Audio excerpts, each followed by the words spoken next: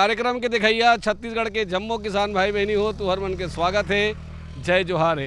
अज माटी हमर चिन्हारी संगी माटी मोर महतारी, अज माटी मोर महतारी संगी माटी हमर चिन्हारी। तिली के खेती कर लो संगी, तिली के खेती कर लो संगी, तिली के गुण गे भारी। पैसा दी ठनाठन संगी, पैसा दी ठनाठन संगी, सेहत के संगवारी।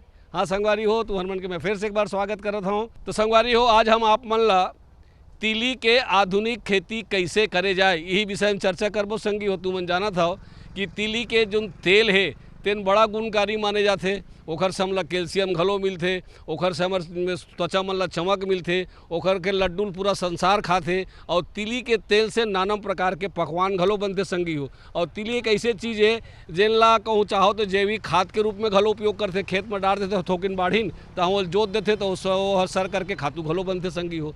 और तिली के खली गाय गरुआ मन बर बहुत ही बढ़िया भोजन घलो माने जाते। अर्थात तिली सब प्रकार से उपयोगी है संगी हो। लेकिन का है कि हमन जो पारंपरिक खेती करत रहें तेमा तिली ला कोदो और राहर के संग में डार दन जतका हो जाए तो हो जाए, नहीं होए तो नहीं होए। लेकिन वो अगर आधुनिक तरीका से अगर तिली की खेती करे जाए तो खूब पैसा कमाए जा सकते। तो खेती कैसे करना है ये विषय में चर्चा करबो। और ये विषय के विशेषज्ञ के रूप में आज हमारे बीच में हमें डॉक्टर नीतीश तिवारी जी। ये नीतीश तिवारी इंदिरा गांधी कृषि विश्वविद्यालय के वैज्ञानिक आए। एवं बहुत सुंदर ढंग से देखा तो मोर पाछू में बढ़िया तिली लगाए हमें। तो ये तिली कैसे लगाना है वैसे हम चर्चा करबो। एक पहली ले लेते हैं एक छोटे से विराम।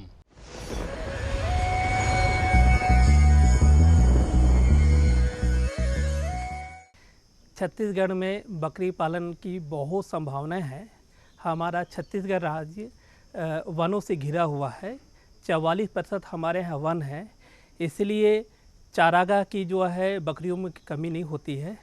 अतः बकरी पालन के लिए छत्तीसगढ़ में प्रचुर संभावनाएं हैं। स्पेशली जो नॉर्दर्न हिल्स रीजन है, जिसे सरगुजा का क्षेत्र है, बस्तर का क्षेत्र है, जहाँ जंगली ज़्यादा अपने पास वृक्ष हैं, बड़े बड़े जो है पेड़ हैं, चारा हैं, जिससे बकरियां जो है ग्रेजिंग आसानी से कर सकती है। इससे जो बकरियों को खाने के लिए जो चारे की जो कमी रहती है वो पूर्ण हो जाती है।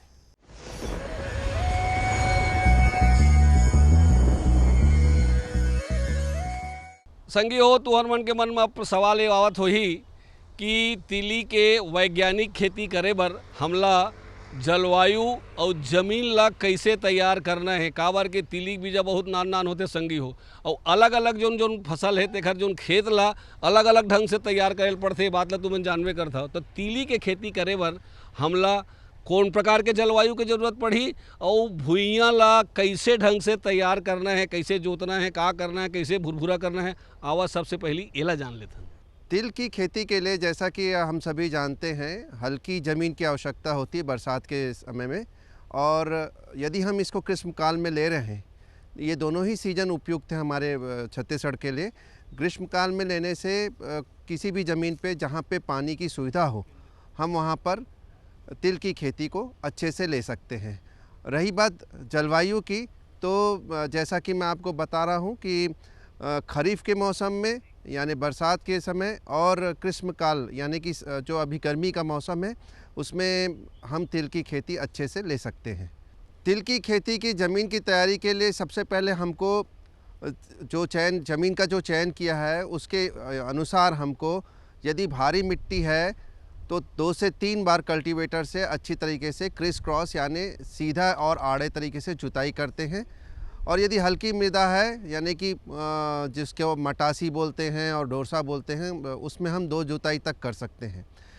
इसके उपरांत जुताई करने के उपरांत हम जुताई का जो रोटावेटर चलाते हैं या पाटा चलाते हैं उसके पूर्व ही हमको 10 टन तक गोबर खाद हम इसमें अच्छी तरीके से मिला सकते हैं, जिससे कि ज़मीन बहुत भुरभुरी रहे। जैसा कि आप सभी जानते हैं तिल जो होता है उसका बीज बहुत ही बारीक होता है, तो इसलिए बारीक बीज के जर्मिनेशन के लिए, उसके अंकुरण के लिए हमको बारीक मृदा जो है उसके कण बहुत बारीक होने आवश्यक हैं। तो इस बात का किसान ज़रूरत से ज़्यादा ध्यान दें कि ज़मीन बारीक हो, मृदा बारीक हो और उसमें अच्छे तरीके से खाद जो है जैविक खाद है वो मिक्स करें। जैसा कि अभी हम आपसे बात कर ही रहे थे कि तिल की जो बीज होते हैं बहुत छोटे होते हैं, तो इसकी जो बीज की मात्रा है वो भी बहुत कम होती है। तिल की बीज की जो प्रति हेक्टेयर यानी 2.5 एकड़ में जो बीज की मात्रा है वो 4 से 5 किलो, यानी कि यदि प्रति एकड़ हम बात करें तो वो 1.5 से 2 किलो की मात्रा पर्याप्त होती है।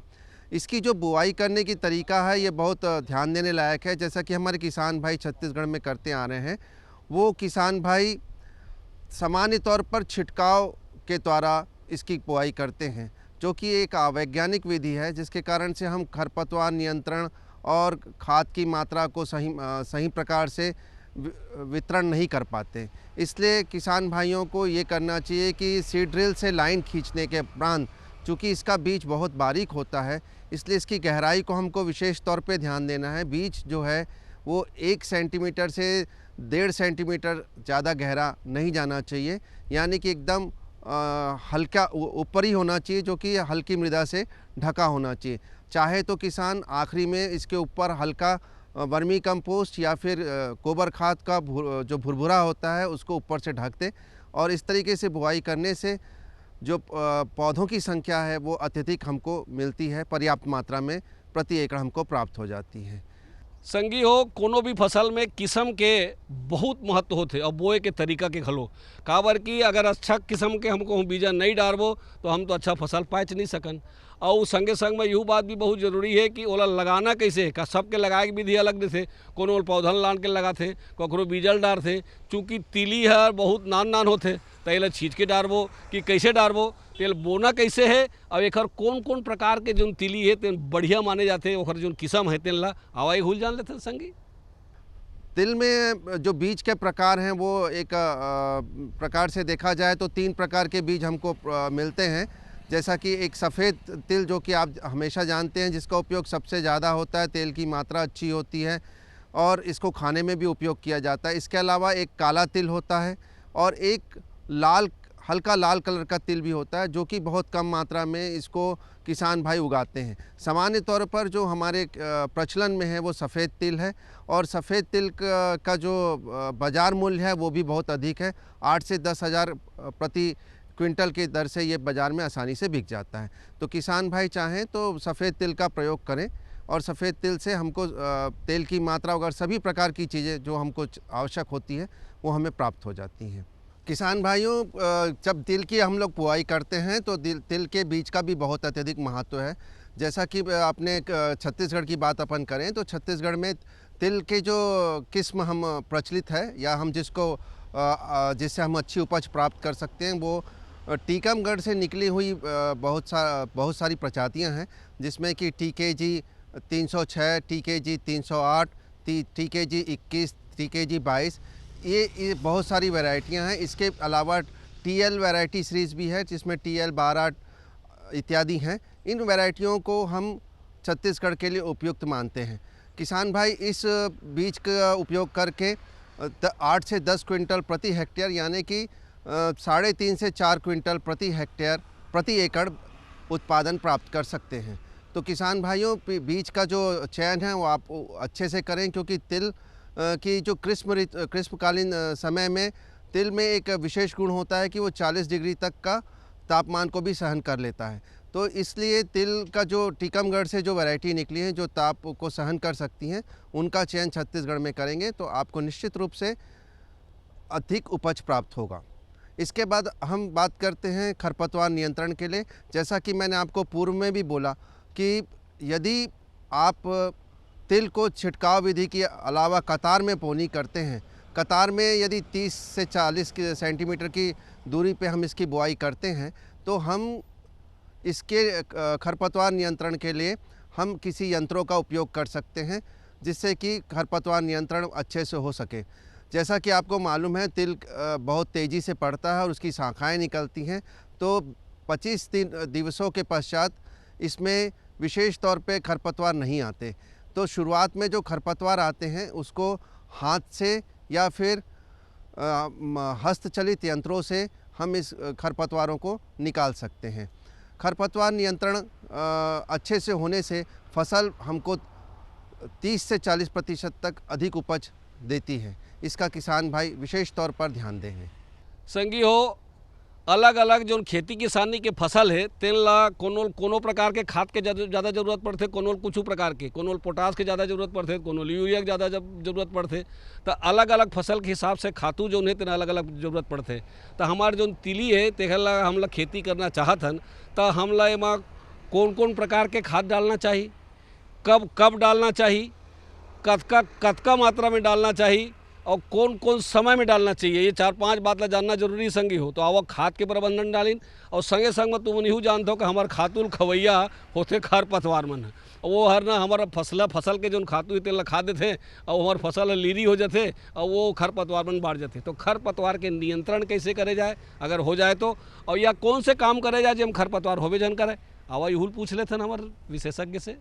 जैसा कि तिल की बात करें हम, तो तिल में हम सबसे पहले खाद की बात कर लें, उर्वरक की बात कर लें।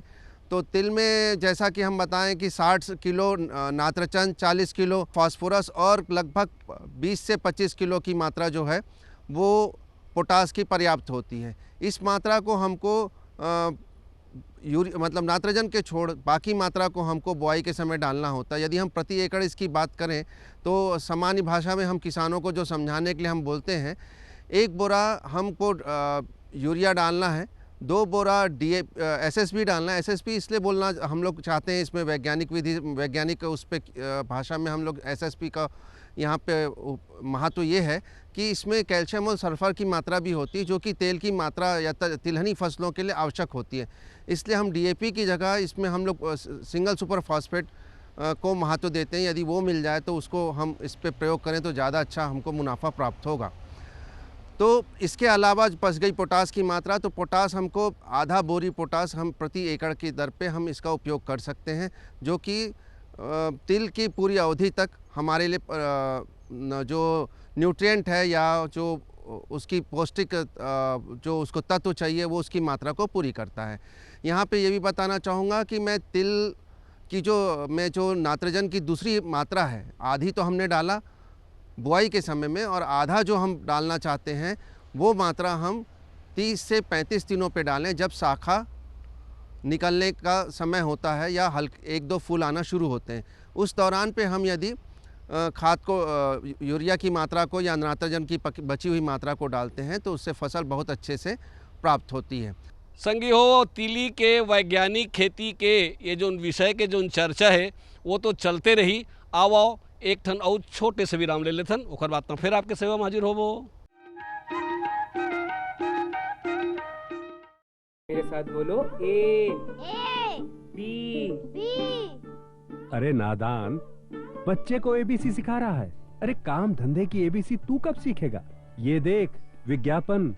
तेरे जैसे कृषि विज्ञान सीखे हुए युवाओं के लिए भारत सरकार के कृषि मंत्रालय ने एक योजना बनाई है, AC-ABC।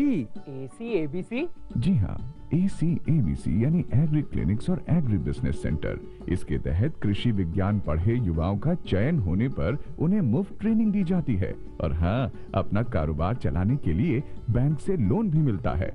इसके साथ ही अगर युवा अपने इलाके के किसानों की खुशहाली के लिए उन्हें खेती बाड़ी व अपने कारोबार से जुड़ी लाभदायक जानकारी देते रहेंगे तो उन्हें लोन पर 36 से 44% तक की सब्सिडी भी मिलेगी। तब तो मैं जरूर सीखूंगा काम धंधे की ABC। शाबाश, चलो अपनाएं स्वरोजगार, खेती में हो विकास अपार।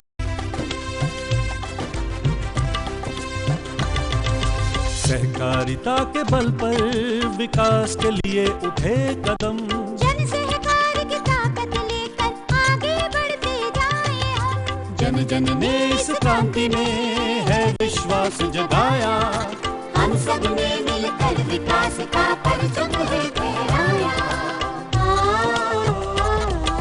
सहकारिता है अपने विकास की पहचान, नए दौर में सहकारिता ही भारत का अभिमान। कृषि मंत्रालय भारत सरकार द्वारा जनहित में जारी।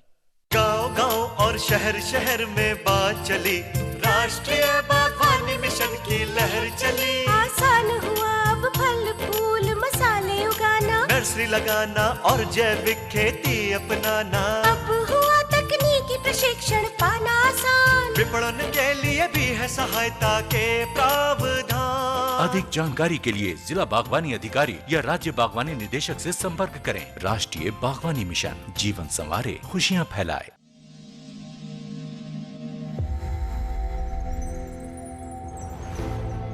आत्मनिर्भर किसान भारत की शान। उत्पादन में आत्मनिर्भर होने के साथ साथ फसल की कटाई के उपरांत उपज की हानि को रोकने, ग्रामीण क्षेत्रों में रोजगार सृजन करने और बीज से बाजार तक के विजन को मजबूती देने के उद्देश्य से 1 वर्ष पूर्व माननीय प्रधानमंत्री श्री नरेंद्र मोदी जी ने एक महत्वाकांक्षी केंद्रीय योजना एग्रीकल्चर इंफ्रास्ट्रक्चर फंड की शुरुआत की। इस आधुनिक इंफ्रास्ट्रक्चर से कृषि आधारित उद्योग लगाने में एक बहुत बड़ा बदलाव आएगा और बहुत बड़ी गति आएगी। साथियों, अब हम उस स्थिति की तरफ बढ़ रहे हैं जहां गांव के कृषि उद्योगों से फूड आधारित उत्पाद शहर जाएंगे और यही तो आत्मनिर्भर भारत अभियान का संकल्प है। एग्रीकल्चर इंफ्रास्ट्रक्चर फंड से पात्र लाभार्थी गोदामों का निर्माण कर सकते हैं, छटाई या ग्रेडिंग इकाई, पैकिंग हाउस, सप्लाई चेन और कोल्ड चेन जैसी सुविधाएं या फिर प्राथमिक कृषि प्रसंस्करण केंद्र की स्थापना कर सकते हैं। इस योजना के तहत पात्र लाभार्थियों को 2 करोड़ रुपए तक के ऋण पर अधिकतम 7 वर्ष के लिए ब्याज में 3% तक की छूट दी जा रही है। ऋण पुनर्भुगतान के लिए 6 महीने से 2 वर्ष तक मोरेटोरियम की सुविधा भी उपलब्ध है। इस योजना ने अब तक सफलता की कई मिसालें कायम की हैं, जैसे कि मध्य प्रदेश के लाभार्थी श्री विपिन त्रिपाठी ने एग्रीकल्चर वेस्ट से बायोफ्यूल बनाने का इनोवेटिव प्राइमरी प्रोसेसिंग सेंटर लगाया है।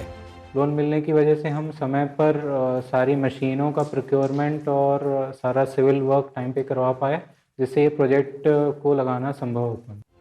राजस्थान के लाभार्थी श्री यशवर्धन मुंद्रा ने सॉर्टिंग एंड ग्रेडिंग यूनिट लगाकर रोजगार के अवसर पैदा किए हैं। कर्नाटक की महिला उद्यमी श्रीमती ममता वी ने प्राइमरी प्रोसेसिंग सेंटर लगाकर प्रगति की नई राह चुनी है। ಸಣ್ಣ ಪುಟ್ಟ ಉದ್ಯಮಿಗಳನ್ನ ಮತ್ತಷ್ಟು ಅಗ್ರಿಕಲ್ಚರಲ್ಲಿ ಹೆಚ್ಚು ನಾವು ಇನ್ನಷ್ಟು ಸಾಧನೆ ಮಾಡಲಿಕ್ಕೆ ಕಾರಣಕಾರಕವಾದಂತ ಈ ಅಗ್ರಿಕಲ್ಚರಲ್ ಇನ್ಫ್ರಾಸ್ಟ್ರಕ್ಚರ್ ಫಂಡ್ ಇಂದ ನಮ್ಮ ಇನ್ನಷ್ಟು ಯೋಜನೆಗಳು ಆಯೋಜನೆಗಳು ಉತ್ತಮಗೊಂಡಿದೆ। राजस्थान के लाभार्थी श्री दिनेश भट्टर ने जीरे की प्रोसेसिंग यूनिट लगाकर आसपास के ग्रामीणों को आत्मनिर्भरता प्रदान की है। महाराष्ट्र के लाभार्थी श्री अनूप कुमार मोहता ने वेयर हाउस बनाकर अन्न भंडारण को सुनिश्चित किया है। आज देश के कोने कोने से किसान, कृषि उद्यमी, किसान उत्पादक संघ, प्राथमिक कृषि सहकारी समितियां, स्वयं सहायता समूह और कृषि उपज मंडियां इस योजना का लाभ उठा रहे हैं।